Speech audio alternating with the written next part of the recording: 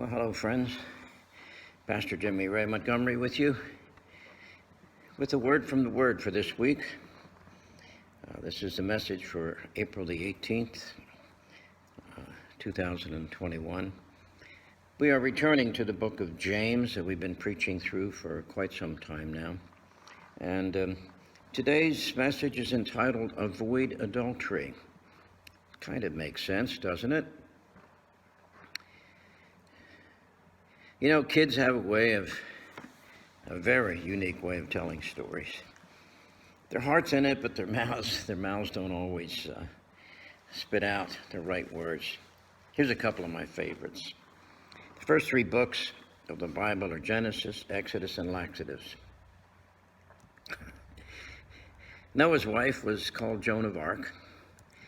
Lot's wife was a pillar of salt by day and a ball of fire by night. And Joshua led the Hebrews in the battle of Jericho. Solomon, one of David's sons, had 300 wives and 700 porcupines. And Samson slayed the Philistines with the axe of the apostles, and he pulled down the pillars of the temple. I think one of the most common characters for young children to learn about in Sunday school is Samson. Kids love to hear about the guy who was so powerful that nobody could beat him up. And his strength was his long hair. His physical strength was so great, he was able to bring a huge building down by pushing on the columns. Kids learn in Sunday school about Delilah, too. Most people, if you say, finish this sentence, Samson and, most people will say Delilah. Not too many will say Samson and the Spirit of God.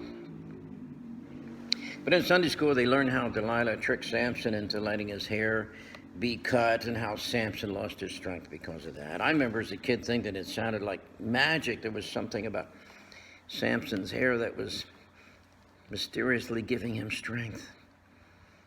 Well, I guess, it's possible to hear that story like that when you're a kid. But as an adult, the magical hair idea sounds a little bit like the talking mirror and Snow White. But if you go back and if you read the story of Samson, in fact, I'd encourage you to do that. Judges, 3 chapters, chapters 13 to 16 of Judges. And you'll see that the story isn't about magical hair at all. It isn't even about Samson's hair. Samson's story was about a man who was supposed to be totally set apart for God's service, but a man who never completely gave himself to God. He never completely sold out to God. Oh, he toyed with following God. He had a wandering eye, though. And when a choice arose where he had to decide whether to follow God's will or do his own thing, well,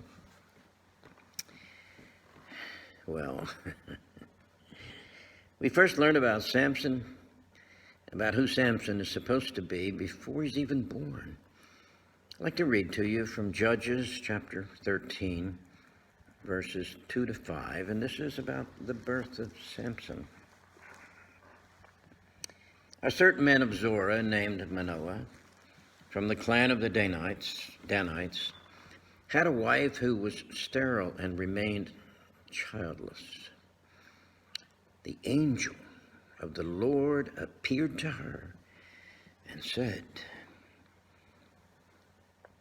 "You are sterile and childless, but you are going to conceive and have a son.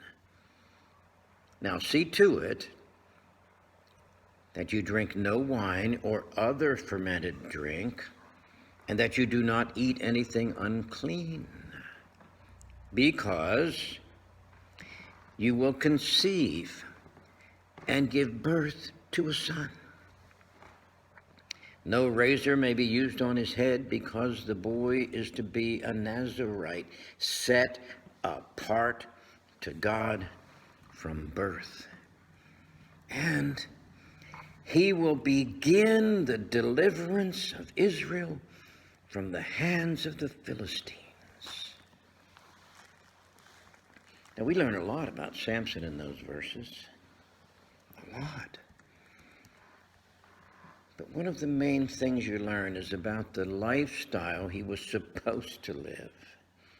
He's going to be a special man, a Nazirite. The Old Testament prescribed that a person who took a Nazirite vow wasn't supposed to drink alcohol in any form, and they weren't supposed to do anything that would make them ceremonially unclean, like touch a dead body of a person or an animal. And if they did, there was a prescribed ritual that they had to go through to become ceremonially clean again. Now, a Nazirite wasn't supposed to have their hair cut either. Those rules might sound strange to us, but they were a way to distinguish a person who was totally set apart to God's service. Usually a Nazirite vow was a temporary thing, something that a person did for a portion of their life. However, there were special cases when God determined that Israel needed a leader who would be dedicated to God's service. And when that time came, God would command that a man be set apart as a Nazirite for life, even before birth. John the Baptist and Samuel were two of those special people, and Samson was another. Because of Samson's special responsibility to lead Israel as a warrior to overcome an occupation by the Philistines, God gave him enormous physical strength. But evidently, he didn't look like a pro wrestler at all, all built up with steroids. But he was so powerful that he could defeat enemies with his bare hands. But when you read about Samson's life, in spite of his incredible potential as a leader, identified, set apart by God before birth, in spite of his special gift of miraculous strength, he never became what he could have been. Samson's life is a textbook case study of unreached and untapped potential. And the reason was that Samson loved to flirt with the enemy. He was called by God to defeat the Philistine, those pagan people who lived in Israel's promised land. It was his job to run them out of the Holy Land. But the Philistine lifestyle and culture captivated Samson. And we have to understand a little background. You see, the Philistines were a sea-going people, like sailors, originally from Greece. And they migrated to Palestine several hundred years before God gave the promised land to Israel. Now, I know sometimes when we think of the Philistines, we only think of Goliath, a knuckle-dragging, 9-foot-tall thug, but that would not give us a true picture of what the Philistine people were like. They had a highly developed culture. They had built great cities. There was tremendous nightlife in their cities. Their women were sophisticated and beautiful. Not only that, they worshipped a pagan fertility god named Dagon, and part of their worship ritual was to have sexual relations with prostitutes. Now, in contrast to that are the children of Israel. Samson's people, from the tribe of Dan in particular, they were nomads. Nomads, tent people, campers. And when God gave Israel the promised land, they never completely took their part of the land. So they were suffering the consequences. They were very poor, usually living as slaves under Philistine rule. They lived in the mountains. Their settlements were more like refugee camps than cities. Their homes were mostly tents. Not only that, but the worship that the God of Israel prescribed was much different from Dagon's worship. God's people were to be sexually pure. Now, Samson's problem was that he preferred the Philistine lifestyle to life among God's people. So he married a Philistine, and actually, over his life, he married a couple of Philistine women, as well as he engaged in sexual relations with Philistine prostitutes. He hung out in the Philistine cities, enjoying the nightlife and the sophistication of their culture. He was a mighty warrior, and on a few occasions he used the strength that God gave him to defeat many Philistines.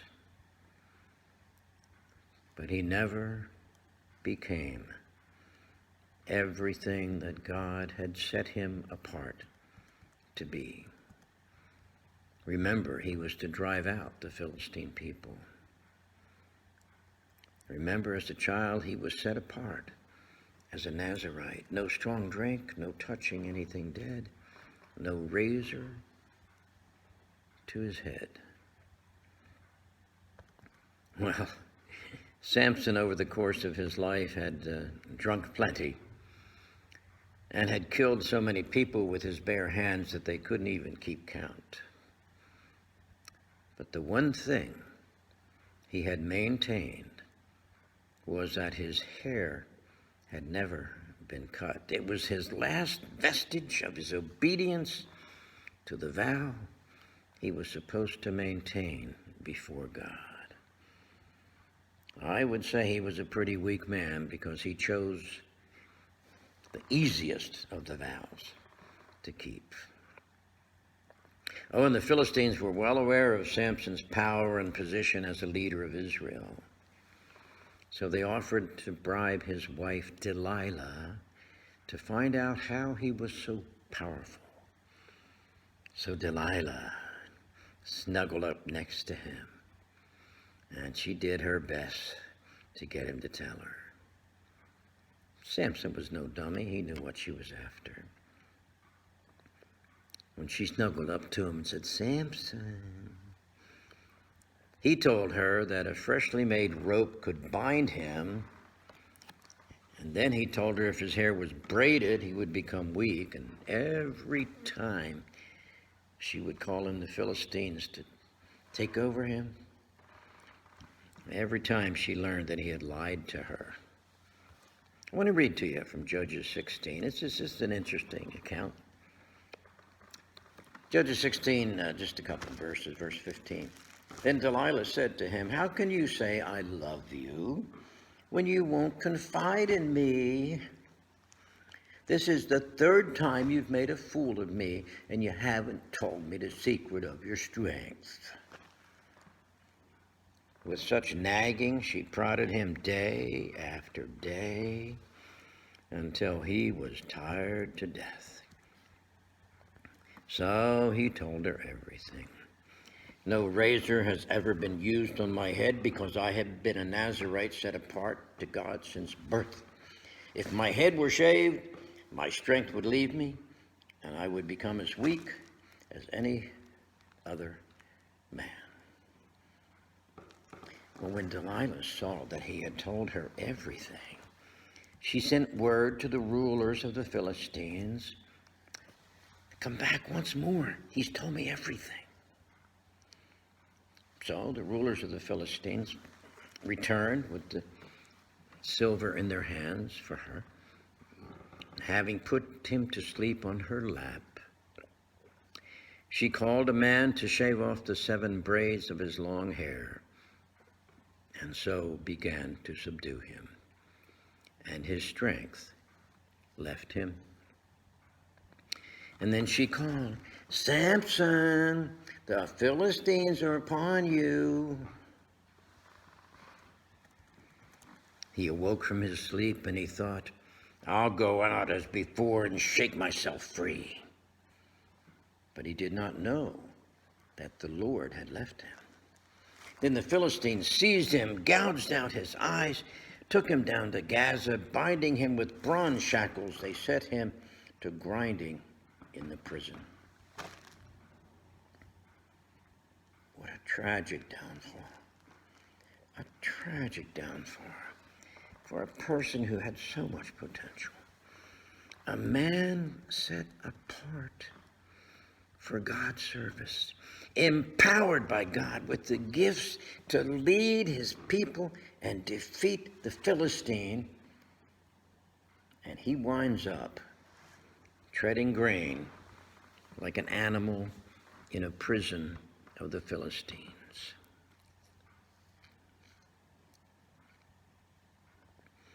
Samson almost always, in his pride and arrogance, did his own thing. And yet, folks, several times in this passage we read, "The Spirit of the Lord came upon him." You know what that tells me? There's hope for me. There's hope for us.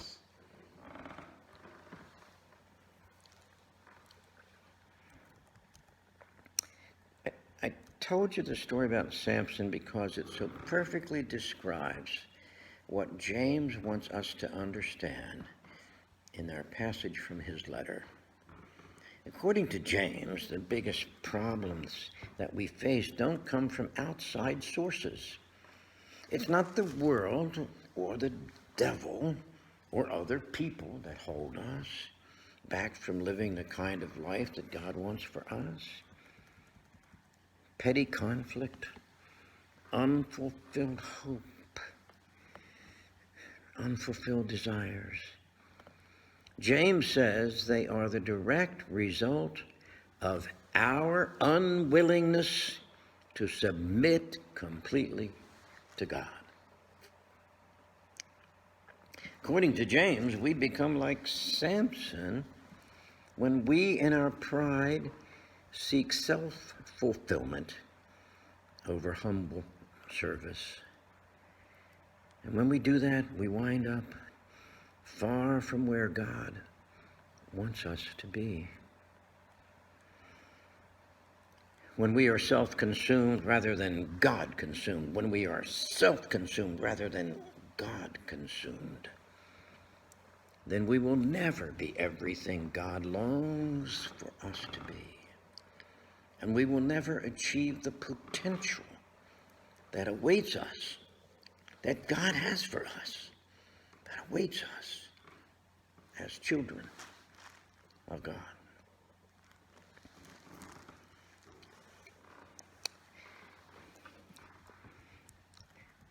You know, adultery is probably one of the ugliest words in our language. It is a sinister word with a dark cloud looming around it.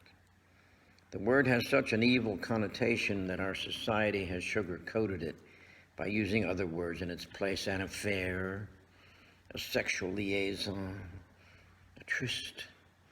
Oh, there are all kinds of ways to get around it, using the word adultery. But it doesn't make the reality any less ugly. Adultery is nasty. Adultery is ugly. What makes the word adultery so ugly is not the sound that it makes, but the pain it represents. When you talk about adultery, you talk about a betrayal of trust at the highest level. Stealing, lying, coveting, and all the other sins that 10 Commandments prohibit cause much pain and certainly are evil. But the pain of adultery is more intense.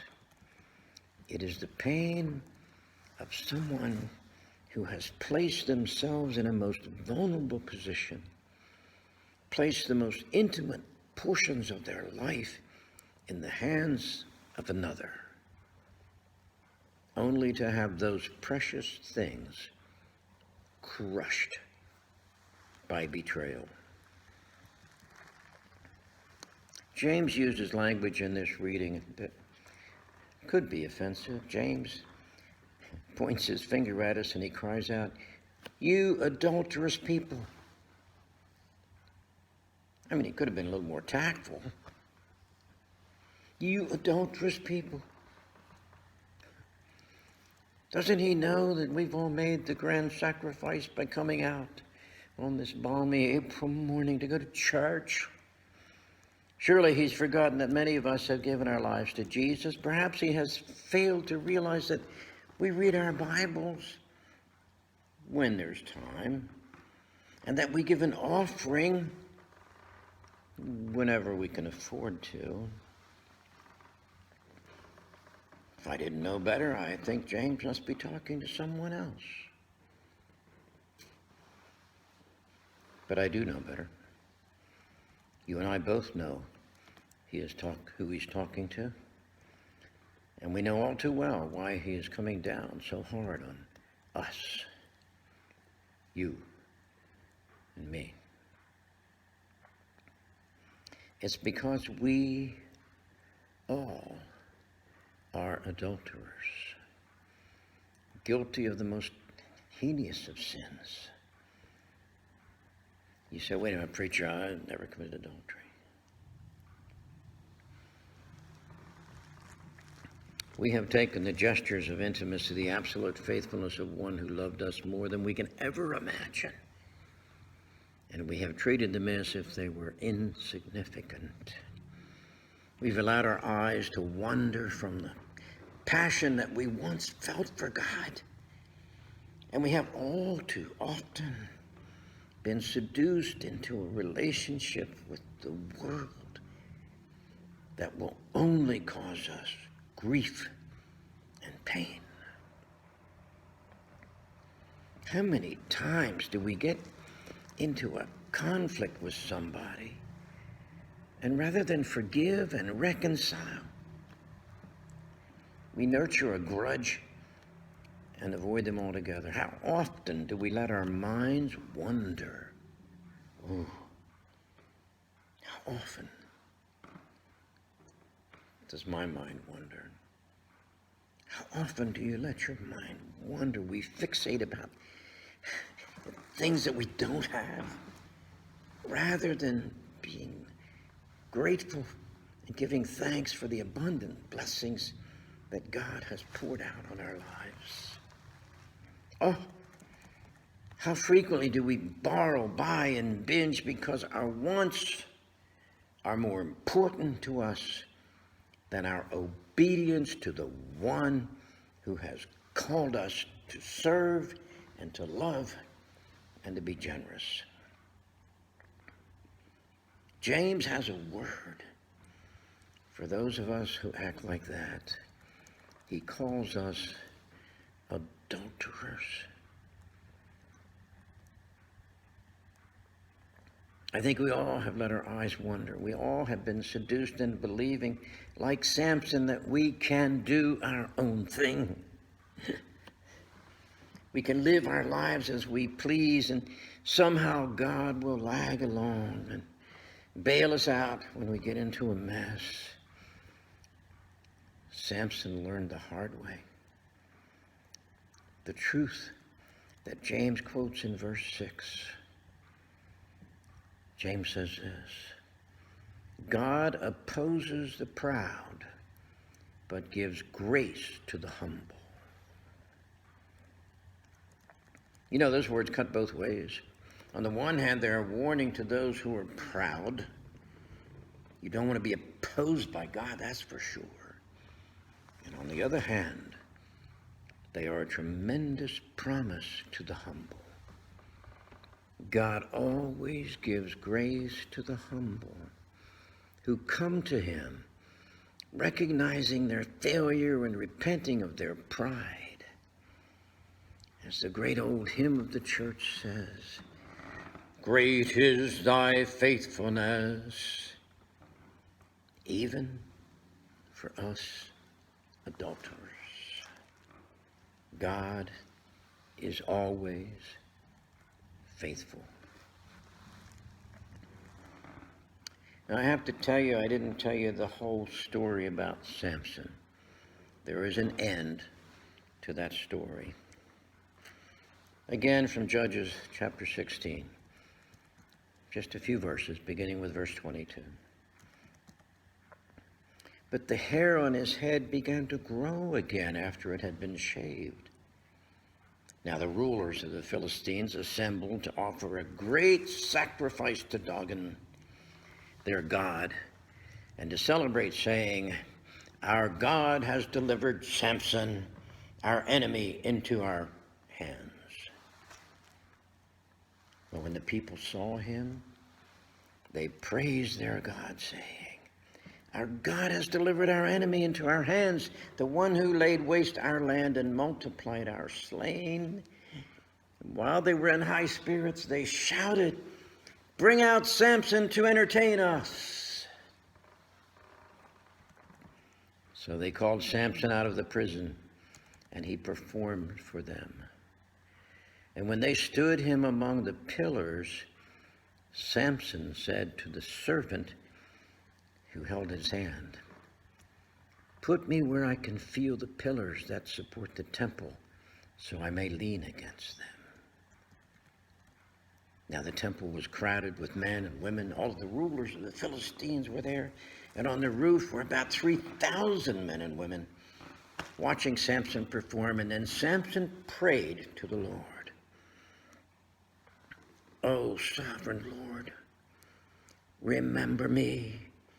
Oh God, please strengthen me just one more time, and let me with one blow get revenge on the Philistines for my two eyes. And then Samson reached toward the two central pillars on which the temple stood, and bracing himself against them, his right hand on one, his left hand on the other, Samson said, let me die with the Philistines. Then he pushed with all his might, and down came the temple on the rulers and all the people in it. Thus he killed many more when he died than while he lived.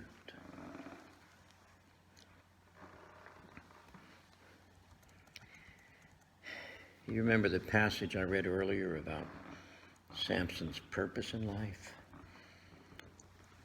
Through an angel of God, he was set apart to God's service with his Nazirite vow for the purpose of leading the nation of Israel to victory over the Philistines. That last sentence is very important. It was only when Samson was willing to die to his own needs that he accomplished what God had set for him to do. Remember what the angel said to his parents? No razor may be used on his head, because the boy is to be a Nazirite, set apart for God from birth. And he will begin the deliverance of Israel from the hands of the Philistines. Unfortunately, because of his choices, it took God leaving him to suffer the consequences of his actions before he was willing to give himself fully to God. What's this have to do with today, 2021? And you who are here and you who are listening via YouTube? Here's the question. What will it take for you to be humbled enough to give yourself fully to God? James is warning you and me to avoid the adultery in our lives by giving ourselves obediently over to the one who loved us enough to die on a cross for you and you and you. You see, my friends, inside each one of us is a well of strength that you could call upon, the Holy Spirit of God, that you can call upon if you're only willing to be humble enough to reach inside and get it. One of the hardest problems, and I'll close with this, one of the hardest problems to understand in life is that of the common denominator. The only common denominator to our multiple failed relationships, repeated job turnovers, continual financial disasters, or perpetual rebellion, the only common denominator is us. 5 centuries before Christ, Confucius said, no matter where you go, there you are. The greatest changes needed today are probably not in them, but in us. That may explain why the Bible repeatedly says, deny ourselves and follow Christ.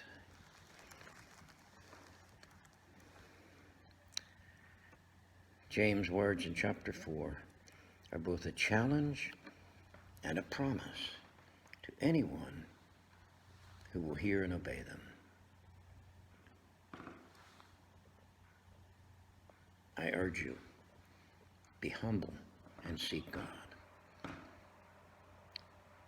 There is hope. That's my message for this week, friends. Walk with the King and be a blessing. God bless you.